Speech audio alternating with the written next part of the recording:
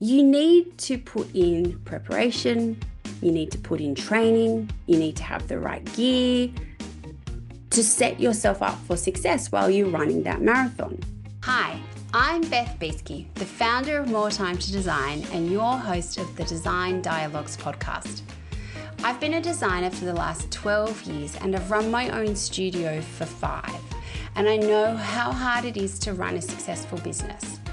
You not only need to be great at designing, but you need to be great at all the other things as well.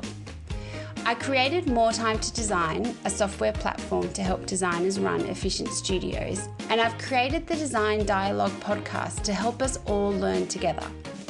Each week, we will meet professionals who are at the top of their game doing things that help us run our studios. We'll have conversations with social media managers, interior design mentors, copywriters, stylists, photographers, suppliers, and also designers who have been in the game for a long time and who have such a wealth of knowledge to share. I hope that each week you feel inspired and informed at the end of each of our design dialogues. So join me for the Design Dialogue podcast. Hi everyone, welcome to this week's episode of the Design Dialogues podcast, and this week it is a solo with Beth episode. This week is a bit of a follow-up to my last solo with Beth episode 45, which I encourage you to go and have a listen to first if you haven't already done so. In episode 45, I talk about what is stopping you from starting updating your systems and processes, working on your business. I have lots of conversations with designers, and so often it's just that they don't know where to start. And so in episode 45, we kind of talk about a few of the things that you should think about before you start and really encourage you to kind of give it a go. Episode 45 is your pep talk to really get you thinking about your systems and processes and some of the things that you need to think about before you start. But today's episode is a little bit of tough love. And just like any tough love, it's coming from a place of kindness. So one of the things that I see trip up so many people when they start looking at their systems and processes is they're so enthusiastic, they're so eager when they first start. They've done a bit of research, or they've kind of done not much research maybe, and they pick a system, or they're kind of like, I'm going to change, I'm going to really kind of make a change to my business for the better. But they don't do the prep work, they don't do the planning to set themselves up for success. And I think of systems and processes and building strong systems and processes in your business really similar to running a marathon. So if you think about running a marathon, if you've never run before, or you've never run that distance before, you can't wake up one morning and then turn up to the start line of a marathon and go, right, I'm off, I'm going to do this. You need to put in preparation, you need to put in training, you need to have the right gear to set yourself up for success while you're running that marathon. And just like systems and processes in your business, if you don't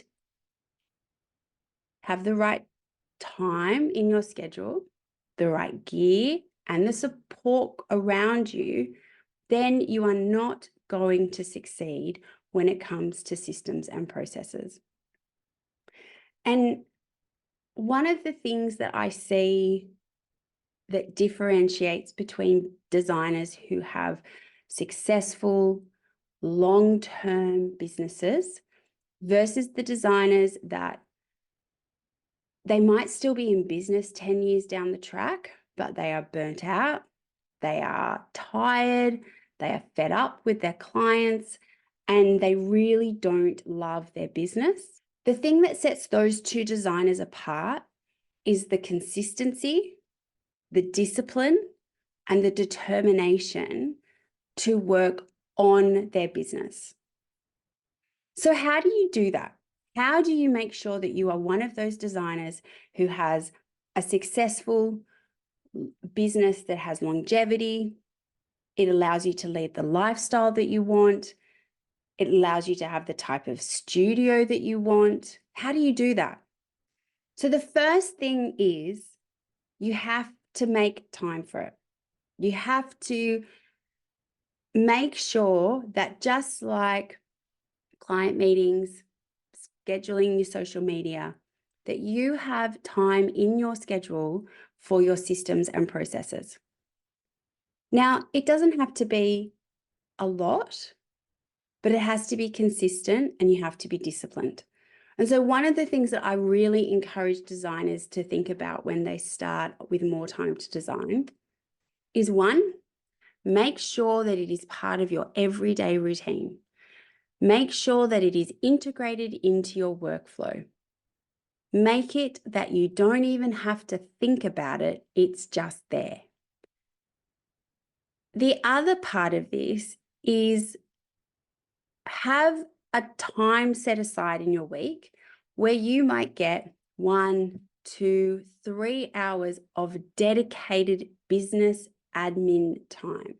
Time where you are not jumping between tasks, not trying to do client work or other work, but you are purely just allocating that time to do systems and processes. It might be that you are implementing a new system. It might be that you are putting together a new process and documenting it, ready to implement the next week. But have time set aside in your diary for systems and processes. And don't just do it for a month.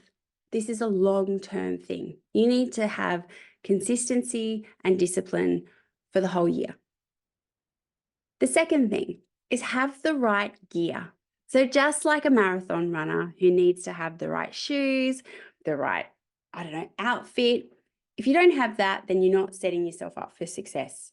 You might get injuries and all of that kind of stuff because you're not using the right shoes. Just like the marathon runner, as someone who is implementing systems and processes into your business, you need to have the right gear. Now, that might be a software platform like More Time to Design. It might be as simple as start with as a template and implementing templates into your workflow. But you need to work out, what is it that you are going to stick with? What meets your requirements? And what are you actually going to use? So it's all very well to go, I want this shiny new software platform, but if you're not dedicated to using it, then it's a waste of your time and you're not going to progress your business. So picking the right gear for your studio is really, really important. The other thing that's really important when it comes to implementing your systems and processes is have a support crew around you. Just like the marathon runner, they need, you need people who have the equivalent of the water at the water stations and the cheerleaders on the side cheering you on when it gets really hard and, you just want to stop. Implementing systems and processes into your business is hard. It can feel overwhelming. It can feel daunting. It can feel like a task that you will never get through, just like a marathon. But having a support crew around you will help cheer you on. Now, that might be your design bestie, someone who you've met at a trade show or a supplier dinner or something, and you just click with them. Talk to them about what you are doing. Set up a fortnightly call with them. It doesn't have to be long, but it might be just 15 minutes and you can check in on each other and become accountability partners. Join a mentoring group. There are so many mentoring groups out there for interior designers that are just wonderful, and I'm a big supporter of them. And that might be the support crew that you need. It might be family or friends who help you stay accountable.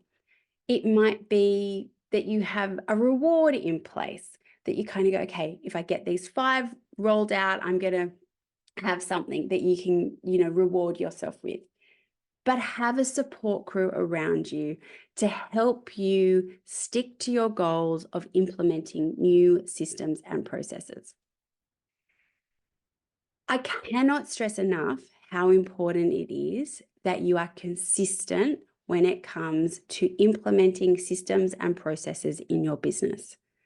Of course, if you would love to know more about how I roll out systems and processes in my business, what things I would suggest, where to start, anything like that, please don't hesitate to reach out and DM me. I would love to hear, have you implemented a process this week and that you're super proud of? I would love to be your cheer squad. And of course, if you have any other questions about systems and processes, please don't hesitate to reach out. I hope you've enjoyed this design dialogue, and I look forward to chatting with you all next week. Thank you for listening to this design dialogue. I hope you have found it full of inspiration and helpful information to take into your design studio. If you like the podcast and want to hear more, consider sharing it or writing a review, as it helps us reach more people, and follow us wherever you get your podcasts. If you would like to unlock the power of effortless studio management and elevate your design business to new heights, please follow the links in our show notes to see how more time to design can help you build a better business. Have a great week, and I will see you for our next design dialogue.